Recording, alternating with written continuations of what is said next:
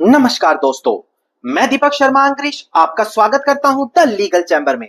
अब दोस्तों, आज मैं सुप्रीम कोर्ट के एक काफी बड़े निर्णय पे चर्चा करने वाला हूं। अक्सर देखने को मिलता है कि जब कोई जमीन खरीदी जाती है, चाहे खेती की जमीन हो, कमर्शियल प्रॉपर्टी हो, रेजिडेंशियल लैंड हो, तो जब कभी भी किसी संपत्ति को खरीदा जाता है या बेचा जाता है तो वहां पर पैसों का लेन देन करना जरूर है, यानी कि बदले में पैसों का लेन देन किया जाना अनिवार्य है।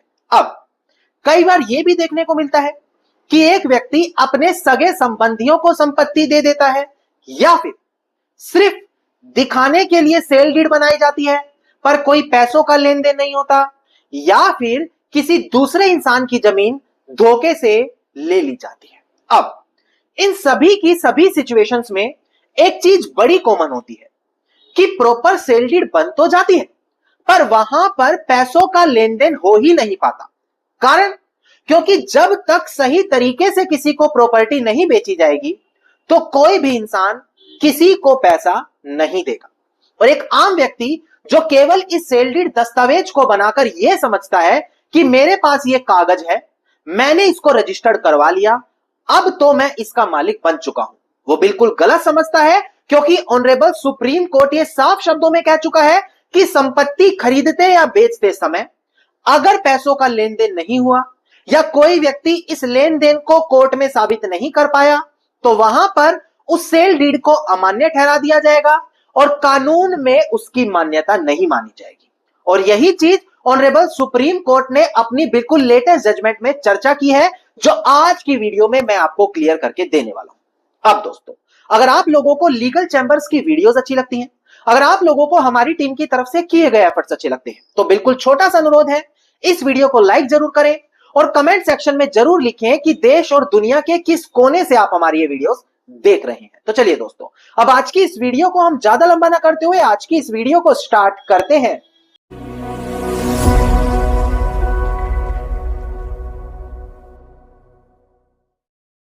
अब दोस्तों, सबसे पहले वीडियो की शुरुआत में एक काफी जरूरी जानकारी आप सभी दर्शकों तक दे दी जाए। देखिए, ऐसा नहीं है कि ऑनरेबल सुप्रीम कोर्ट पहली बार कोई ऐसी बड़ी जजमेंट लाया है। सेल डीड यानी कि बैनामे से जुड़ी ऑनरेबल सुप्रीम कोर्ट पहले भी काफी बड़ी बड़ी जजमेंट दे चुका है। सिर्फ फर्क इतना होता है कि आप लोगों तक वो सभी की सभी जजमेंट्स आ ही नहीं पाती, इसीलिए आप लोग इस जानकारी से कभी भी खुद को अपडेट नहीं रख पाते। पर इसका समाधान अब लीगल चैम्बर आप लोगों के लिए लेकर आ गया है। हम बात कर रहे हैं वीआईपी व्हाट्सएप ग्रुप के बारे में। ये एक ऐसा व्हाट्सएप ग्रुप है जहां पर हर एक सदस्य को हर एक लेटेस्ट जजमेंट दी जाती है।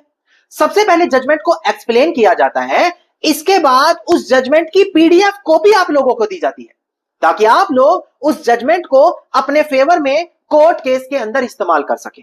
अब यह बात हर कोई जानता होगा कि चाहे आप कोई एडवोकेट हैं या आप एक कॉमन इंसान हैं, अगर आपका कोर्ट में कोई केस चल रहा है और आपको अपने केस से संबंधित लेटेस्ट जजमेंट मिल गई तो कोर्ट केस जीतने से कोई भी आपको नहीं रोक पाएगा। इसीलिए यह वीआईपी व्हाट्सएप ग्रुप इतना डिमांड में है। अब एक सबसे बड़ी जानकारी मैं आपको बता दूं कि मात्र 10 लोगों की जगह अब इस ग्रुप में बच चुकी है। इसके बाद ग्रुप फुल होगा और नया ग्रुप बनाया जाएगा जिसके जो चार्जेस हैं वो बढ़ाए जाएंगे। अगर आप इस ग्रुप को अभी ज्वाइन करते हैं तो मात्र 1000 रुपए आपको देने हैं।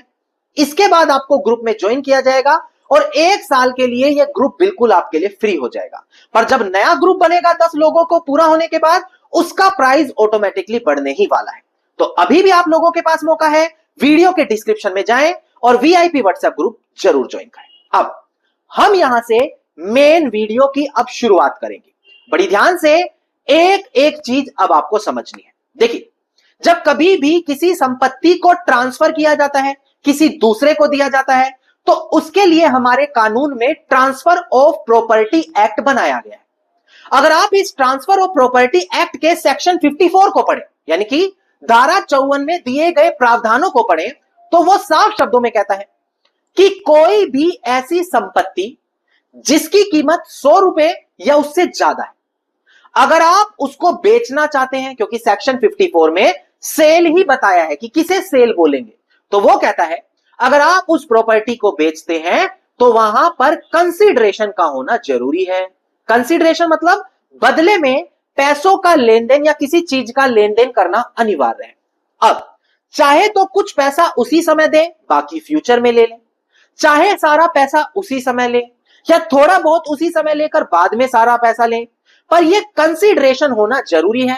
तभी आप सेक्शन 54 के प्रावधान को पूरा करेंगे और उसी के बाद आपकी सेल को वैलिड माना जाएगा कानून की नजरों में। अब अगर कोई ऐसा दस्तावेज आपके पास है जिसके अंदर या तो पैसों का लेन देन नहीं हुआ या झूठा पैसों का लेन देन है, उसको कोर्ट में साबित नहीं कर पा रहे, तो साफ शब्दों में ऑनरेबल सुप्रीम कोर्ट कह चुका है कि इस प्रकार के लेन देन को कानूनी तौर पर अवैध माना जाएगा। अब एक बार डिस्प्ले पर देखकर ध्यान दें, मैं एक केस टाइटल आपको क्लियर करूं जहां पर ऑनरेबल सुप्रीम कोर्ट ने इसी पॉइंट पर चर्चा की है। देखिएगा दोस्तों, डिस्प्ले पर देखिए, केस टाइटल है Shanti Devi since डिकीज through legal representative, जो यहां पर अपीलियंट है, versus Jagan Devi and others, जो यहां पर रिस्पोंडेंट है। सिविल अपील नंबर है 11795 और 2025 और 12 सितंबर 2025 का ऑनरेबल सुप्रीम कोर्ट का यह निर्णय है। तो इससे आपको पता लग ही गया कि लीगल चैंबर हर एक लेटेस्ट जानकारी अपने सभी दर्शकों को देता है, इसीलिए यह जजमेंट ग्रुप इतना इंपॉर्टेंट है। तो आप तुरंत इस चैनल को सब्सक्राइब करके नोटिफिकेशन बेल आइकन जरूर दबाएं। अब अगर जो वीडियो में जजमेंट बताई गई है इसकी कॉपी पाना चाहते हैं तो वीआईपी व्हाट्सएप ग्रुप जरूर ज्वाइन करें, वीडियो के डिस्क्रिप्शन में नंबर दिया है। अब डिस्प्ले पर देखकर ध्यान दें कि आखिरकार ऑनरेबल सुप्रीम कोर्ट ने यहां पर क्या कहा।